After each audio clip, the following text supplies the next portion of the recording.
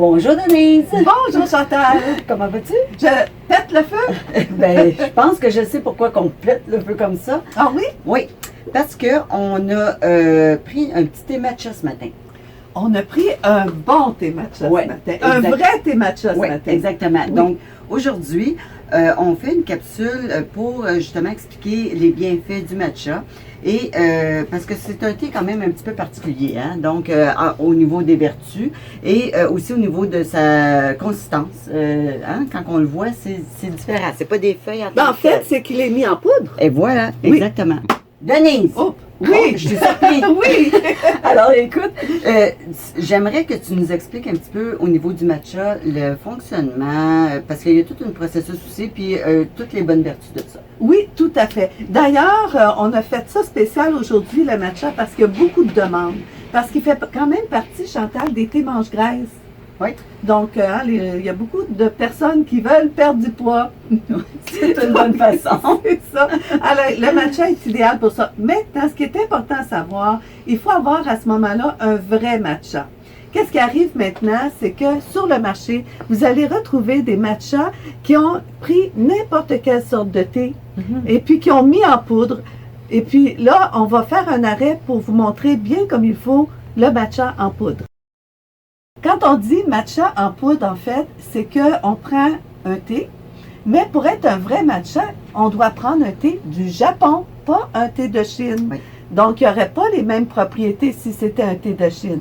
Puis dans les thés du Japon, pas n'importe quel thé vert du Japon, il y a plusieurs sortes. Donc, un vrai matcha, parce qu'au début, quand le matcha a commencé, il était fait avec le gyokuro. Et puis donc, quand on parle des propriétés du matcha qui sont si énergisantes, Oui, exactement. donc c'est parce que ça a été fait avec le gyokuro. Oui. Ce qu'il faut savoir du matcha, c'est pour l'apprêter, c'est différent. Vous savez, on vous a enseigné qu'un thé en feuilles, il faut enlever nos feuilles dans le bon temps.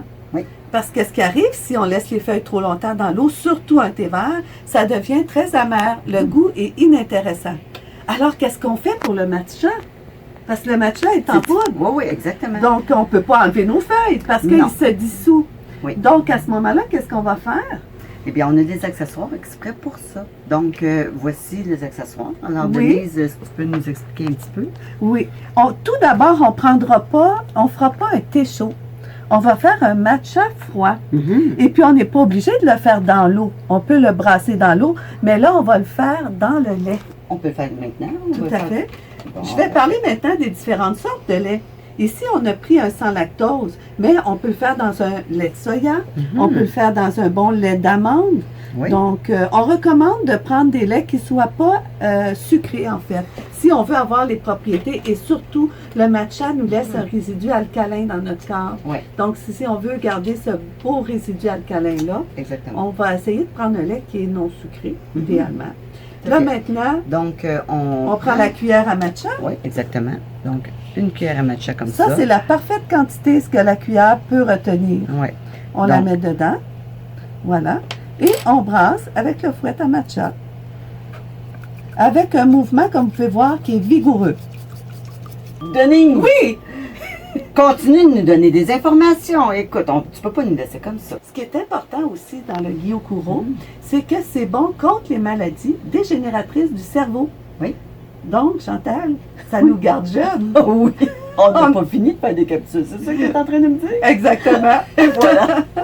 Chantal, Oui. ça me donne une idée. Oui. On en boit du plein. Tout à coup que ça nous rajeunit. Chantal!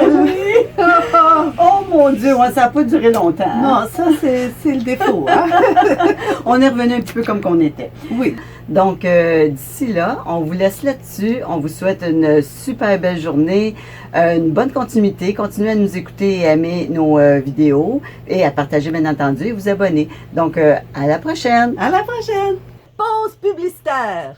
Donc, bonjour à tous, ici Sam Lord, l'auteur du livre 1% à la mentalité des gagnants. Je suis ici aujourd'hui pour vous parler d'un produit qui va changer votre vie. Un produit miraculeux, mesdames et messieurs. Il s'agit du matcha.